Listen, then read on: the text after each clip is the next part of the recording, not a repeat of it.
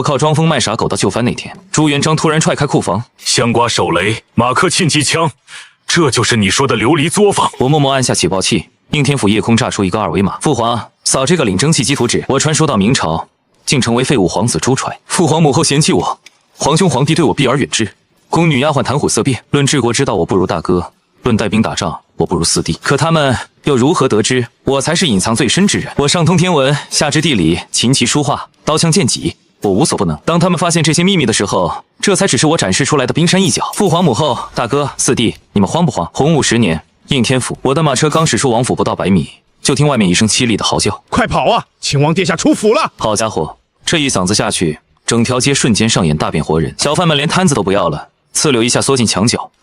行人像受惊的兔子，眨眼间全钻进了小巷。一个抱孩子的妇人死死捂着娃的嘴，声音发颤：“别哭，再哭，秦王就把你抓回府吃了。”车里的我放下帘子，长长叹了口气。穿越成大明朝秦王朱浚已经8个月了，这8个月我只出过1次门，就是今天。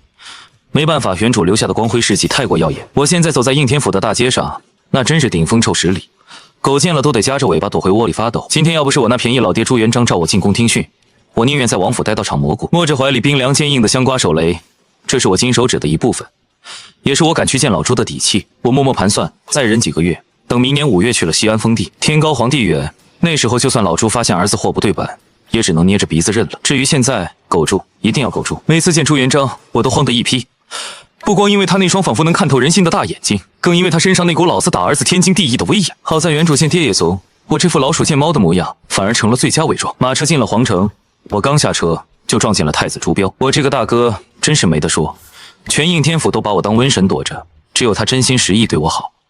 我上次差点挨鞭子，还是他拼命劝下来的。二弟，你怎么在发抖？病了？朱标一把抓住我的手，满脸关切。走，先去看太医。父亲那儿我替你解释。大哥，我没事。我苦着脸，就是一想到要见父皇，腿肚子就转筋。朱标笑了。别说你，我也怕。不过你这几个月安分守己，父亲不会为难你的。有朱标在身边，我心里踏实不少。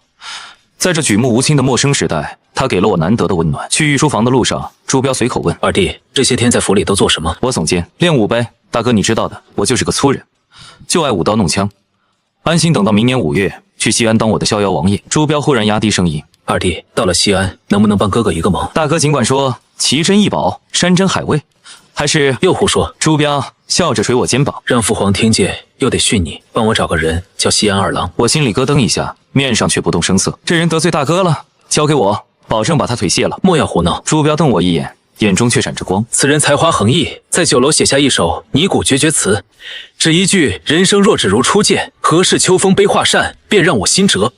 你若遇见，定要以礼相待。若能求得他1、2诗词，哥哥便心满意足了。我暗自松了口气，还好马甲没掉。西安二郎是我偷溜出去听曲时用的化名，这要暴露了，今天这顿打绝对逃不掉。成，要是在西安碰上，我一定替大哥传话。我拍胸脯保证。说话间已到御书房附近，我和大哥默契地收起笑容，换上一脸严肃。朱标先进去，我在外头等着。没多久，里面传来太监奸细的声音：“宣秦王朱浚觐见。”我深吸一口气，刚踏进门槛，就听一声炸雷般的怒吼：“逆子！”朱元璋的声音震得房梁都在抖。本以为你这几个月老实了，竟敢偷偷跑去那种地方，还被御史抓个正着。你不要脸，咱还要脸，取咱鞭子来！我头皮一麻，转身就想跑，这是条件反射。上次30鞭子的记忆太深刻了，可门口那个铁塔般的汉子二虎一把就拎住了我的后领。二虎，朱元璋的贴身侍卫，死脑筋一个，就听皇帝的话。上次我想逃，就是他把我提溜回去的。我狠狠瞪他一眼：“你小子，我记住了。”御书房里，朱元璋看我那副怂样，更是气不打一处来。还想跑？这次打算往哪儿躲？躲你娘宫里去！咱怎么生了你这么个没出息的玩意儿？我心底叫屈，上次那是情况紧急，谁听到要挨30鞭子不跑啊？那玩意儿抽完，半条命都没了。爹，父皇，别，会出人命的！我急得口不择言。大哥，救命啊！大哥！这一声爹喊出来，朱元璋明显愣了一下，眼中的怒火稍退，但很快又烧起来。你还知道咱是你爹？看看你干的那些事，堂堂亲王，欺男霸女还不够，现在还敢去那种地方，咱老朱家的脸都让你丢尽了！朱标赶紧打圆场。父皇，二弟这些月确实安分，今日若非召见，他连府门都不出，其中会不会有误会？误会！朱元璋把奏折甩给朱标，时间地点清清楚楚，咱能冤枉他？朱标看完奏折，眉头紧皱，偷偷冲我使眼色。二弟，快编个理由啊！理由？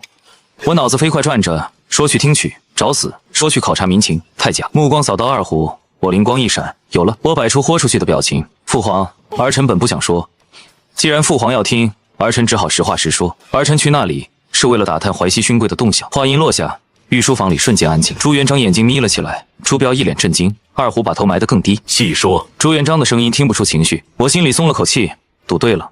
淮西勋贵势大，早就是老朱的心病。刘伯温去世后，淮西党日益猖獗，儿臣听闻他们暗中图谋，担心对父皇不利，这才乔装改扮潜入酒楼打探虚实。此事关系重大，儿臣不敢交给旁人，又苦无实证，本想查实再禀报，不料刚着手就被御史撞见。我越说越顺，把自己塑造成忍辱负重的孝子。朱元璋沉默良久，忽然冷笑：混账！为了遮掩荒唐行径，连这种谎都敢扯。二虎拖出去，重重的打！我傻眼了。剧本不对啊！父皇，儿臣所言句句属实。那日胡惟庸、蓝玉等人都在，儿臣真是去探听消息的。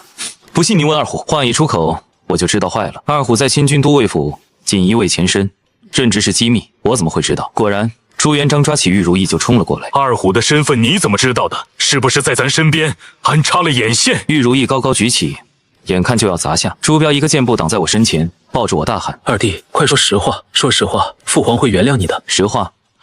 我说我是穿越来的大学生，知道历史，所以知道锦衣卫。那要么被当疯子，要么被严刑拷打。边光失火间，我急中生智，是刘伯温告诉我的。朱元璋动作一顿。刘伯温死前，咱还没打算成立锦衣卫，他怎会知道？我硬着头皮圆谎。刘伯温神机妙算，临终前预料到淮西党将威胁皇权，提醒儿臣收敛性子，否则会成为他们的靶子。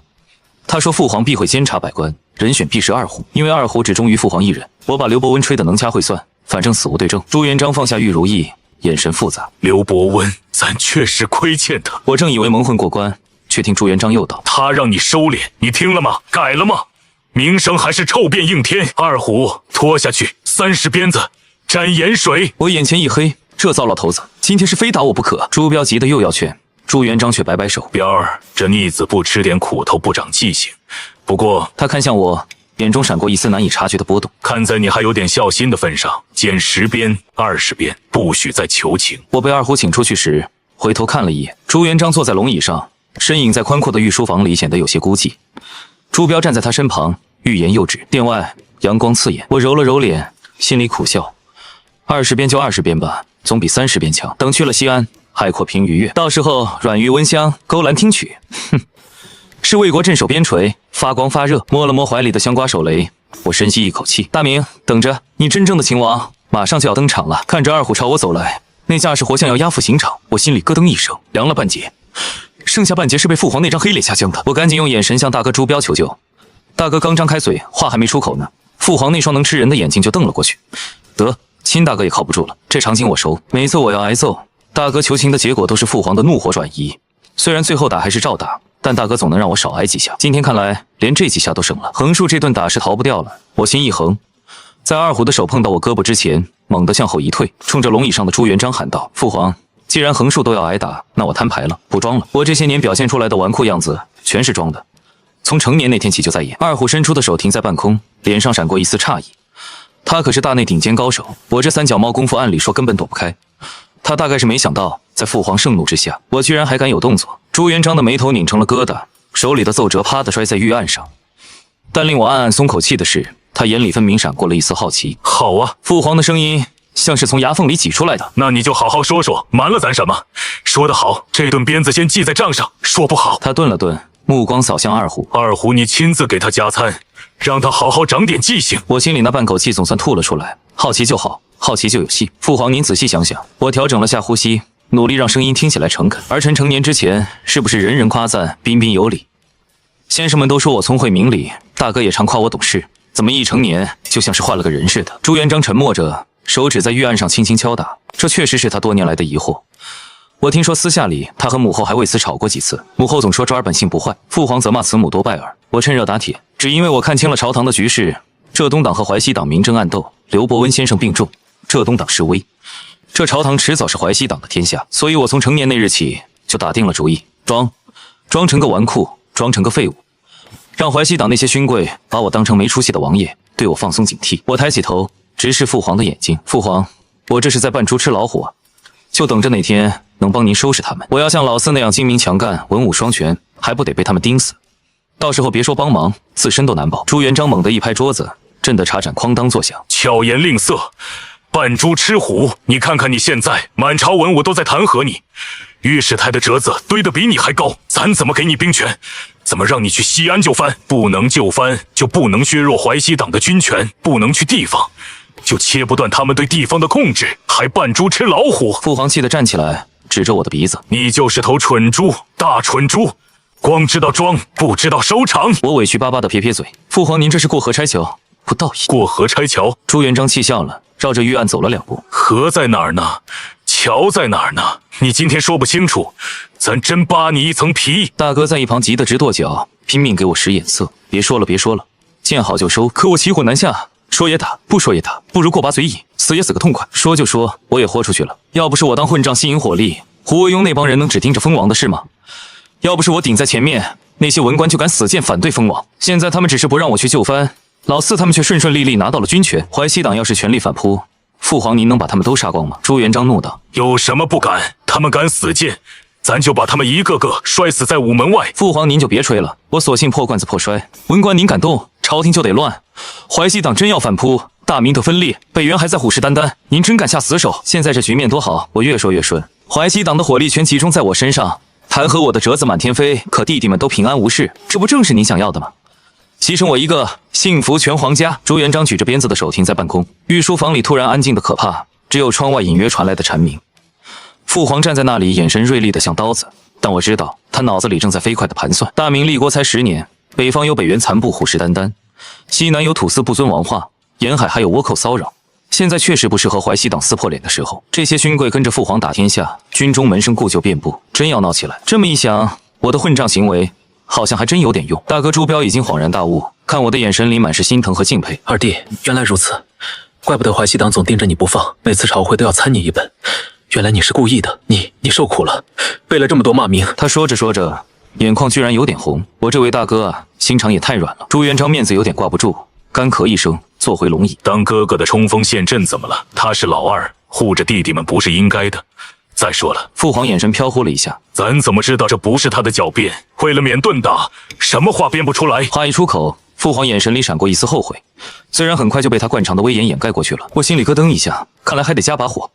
今天要不把父皇说服了，这顿打绝对逃不掉。父皇，我不止帮您吸引火力，我脑子飞快转动，突然想起一件重要的事，我还助长了胡惟庸的嚣张气焰，这是在为您废除宰相制度铺路啊！您不能不认账。废除宰相？大哥猛地转头看我，又看向父皇，满脸震惊。父皇，这事儿我怎么不知道？您从未提过。朱元璋老脸一红，天地良心，他自己都不知道有这个计划。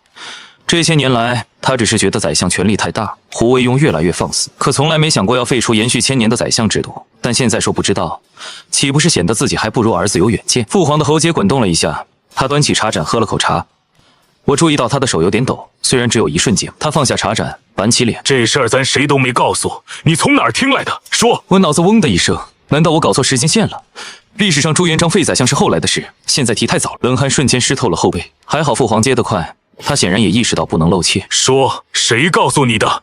是不是偷听了咱和你母后的谈话？我赶紧顺杆爬，抹了把额头的汗。这还用别人告诉？父皇，您的布局，儿臣看得明白。刘伯温先生去世后，您让李善长告老还乡，表面是打压淮西党，实则是推胡惟庸上位。胡惟庸比李善长张狂，少了稳重。张狂的人给点阳光就灿烂。淮西党弹劾我这个秦王，连父皇您都让步了，胡惟庸的相权不就压过皇权了？他只会更放肆，更不知收礼。我越说越有信心，天要使其灭亡，必先使其疯狂。等胡惟庸做出更出格的事，闹到天怒人怨，父皇您就能抓住把柄，一举废除这千百年的宰相制度，从此皇权独尊，再无相权制衡。朱标听呆了，嘴巴微微张着，看看我，又看看父皇，最后喃喃道：“父皇，您下的好大一盘棋，儿臣竟然毫无察觉。”朱元璋背过身去，面朝墙壁上的大明疆域图。我知道他是不敢让我们看见他的表情，他怕露馅儿。我甚至能想象父皇此刻的心理活动。好小子，这主意不错，咱怎么就没想到呢？不过既然是咱儿子想的，那四舍五入就是咱想的。半晌，父皇才咳嗽一声，转过身来，脸上已经恢复了平静。老二，这事儿不准外传，一个字都不准泄露。他又看向大哥，彪儿，不是父皇瞒你，此事还在筹谋阶段，牵一发而动全身，不宜过早暴露。我和大哥都老老实实应下，我心里抹了把汗，总算糊弄过去了。鞭子应该免了吧？今天这关算是过了。谁知大哥突然一拍大腿，叫道：“不好，父皇，宰相制度若废，所有奏折全堆到您这儿，您不得累坏？唐朝许敬宗就用这法子累垮过长孙无忌。史书记载，长孙无忌每日批阅奏章至深夜，最后活活累死的。”朱元璋身体一僵，这确实是个要命的问题。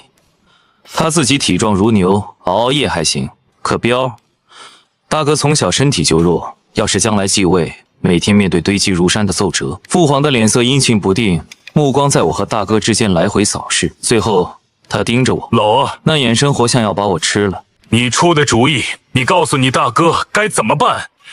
今天你要说不出个办法来，刚才那顿鞭子反背。我和大哥异口同声地接道：“得，亲弟，您真是我亲弟。”皮球踢到我这儿了，我快速盘算着，脑子转得飞快。历史上的明朝后来是怎么做的？对了，内阁。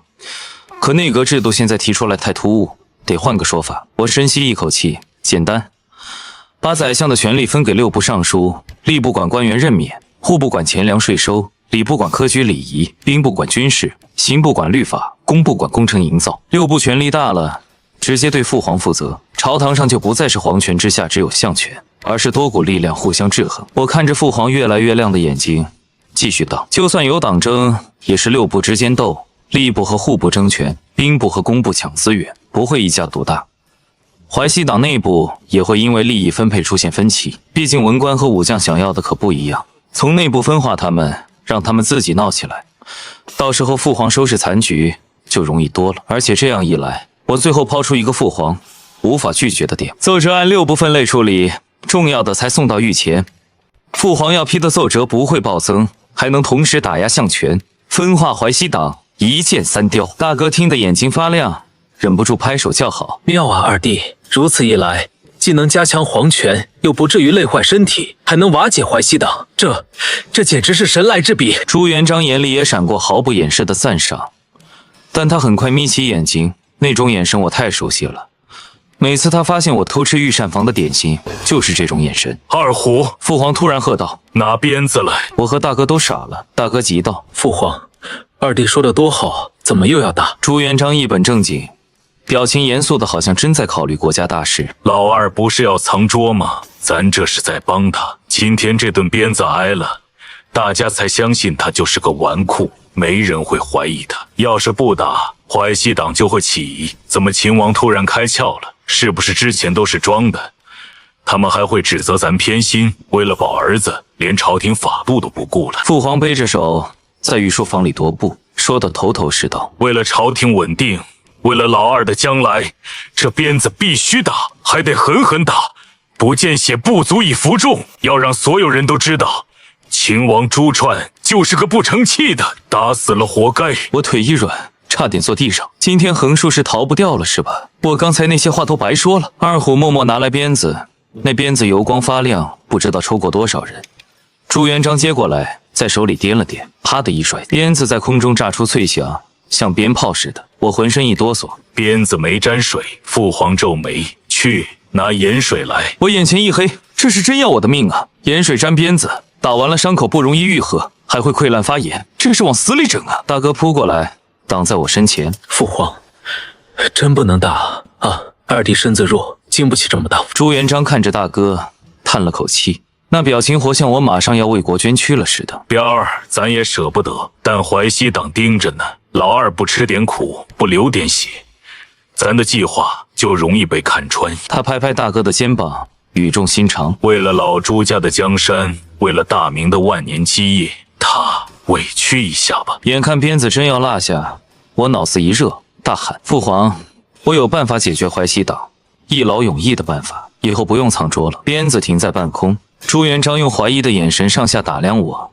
那眼神像是在说：“你小子还能有什么好主意？说说看。”父皇把鞭子递给二虎，坐回龙椅：“给你最后一次机会，可行？今天这顿鞭子记在账上，不可行。”他顿了顿，伸出3根手指：“加30鞭。”亲爹，您真是我亲爹。60鞭，抽完了我还能有命。从商业下手，我急中生智，想起穿越前看的那些商战小说，淮西党要钱要粮才能闹事，没钱没粮，他们拿什么养私兵？拿什么收买人心？朝廷上，父皇废宰相打击文官集团；地方上，儿臣开个商行，就从淮西党手里赚钱。他们不是走私盐铁吗？不是垄断漕运吗？儿臣用正当生意击垮他们。我越说越快，思路越来越清晰。再用商业手段分化拉拢，给这家让利，给那家断货，让他们为了争生意自己斗起来，商场上斗得你死我活，朝堂上自然就没力气抱团了。朱元璋沉吟片刻，手指轻轻敲着玉案。这主意听起来不如费宰相那么惊艳，但仔细想想，好像还真有点意思。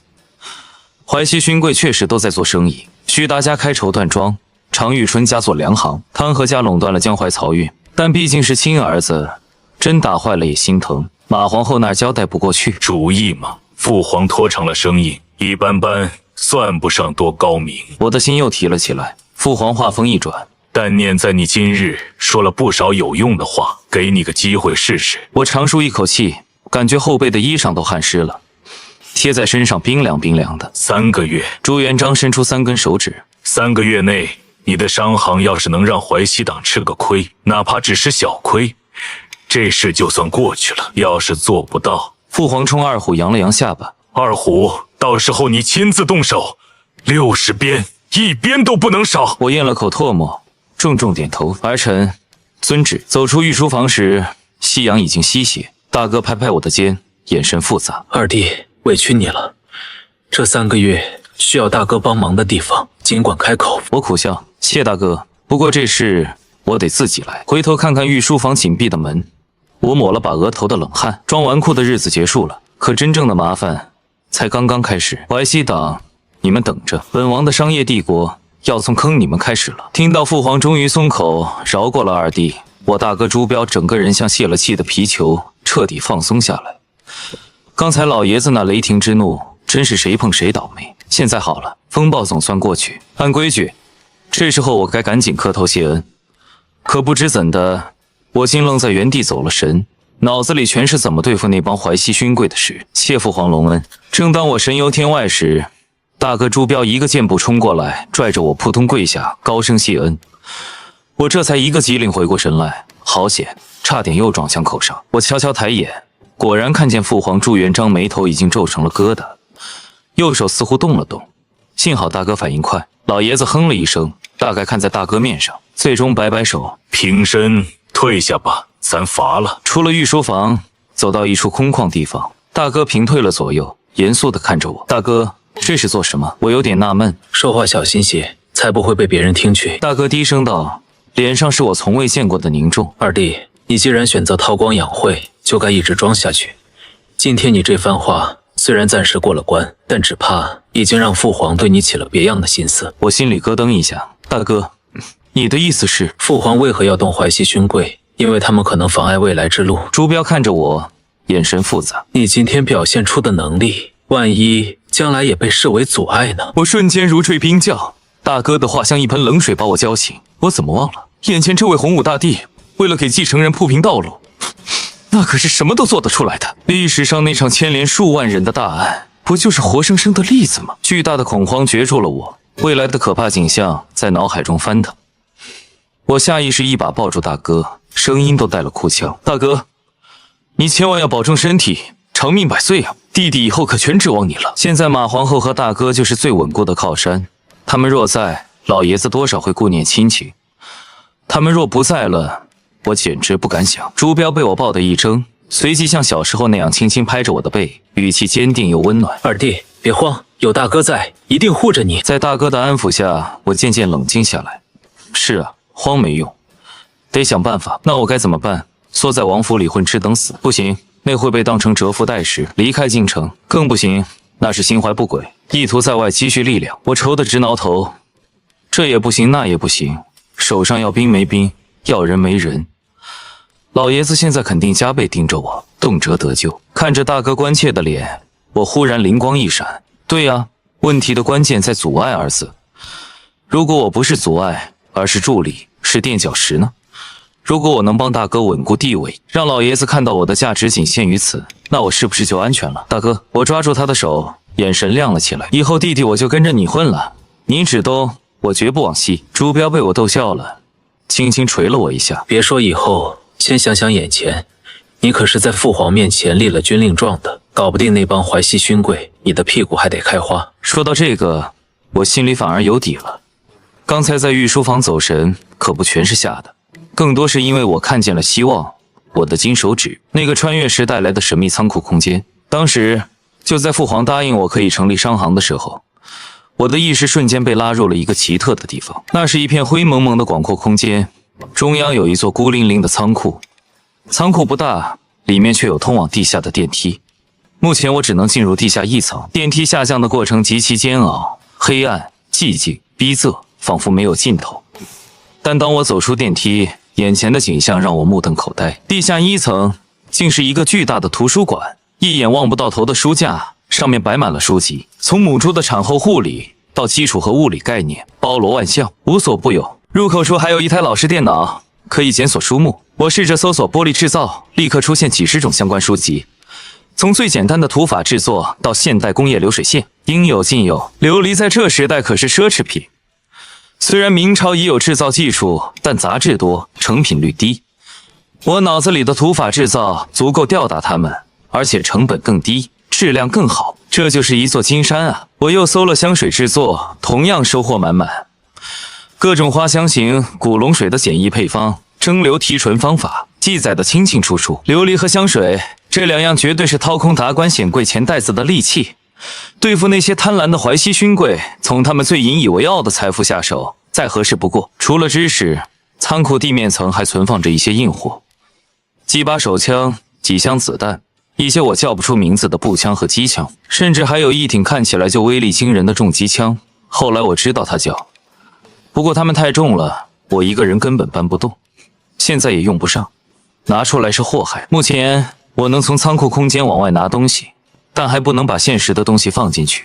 这个金手指就是我最大的依仗。意识回归现实不过一瞬，看着身边忧心忡忡的大哥，我信心倍增。我拉住朱标，换上财迷般的笑容：“大哥，别愁了，弟弟我有办法了，保管让那些老家伙们哭着把钱送上来。”哦，什么办法？朱标好奇：“简单，开商行，做买卖，卖他们没见过的好东西。”我凑近些，压低声音：“就是这启动资金嘛，还缺点。大哥，要不要入股？”入股？朱标没听懂。就是合伙，你出点本钱，算你一份，赚钱大家一起分。我解释道：“这叫风险共担，利润共享。”朱标看着我眉飞色舞，仿佛已经赚得盆满钵满的样子，忍不住笑了。刚才的担忧也被冲淡了些，他点点头：“好，信你一回。需要多少？大哥帮你想想办法。不过……”他表情又严肃起来：“二弟，切记行事需谨慎，莫要张扬。赚钱其次，平安为上。”明白。我用力点头，心里已经勾勒出宏伟的商业蓝图。淮西勋贵们，你们的钱包准备好减肥吧，而我的靠山之路就从这第1桶金开始。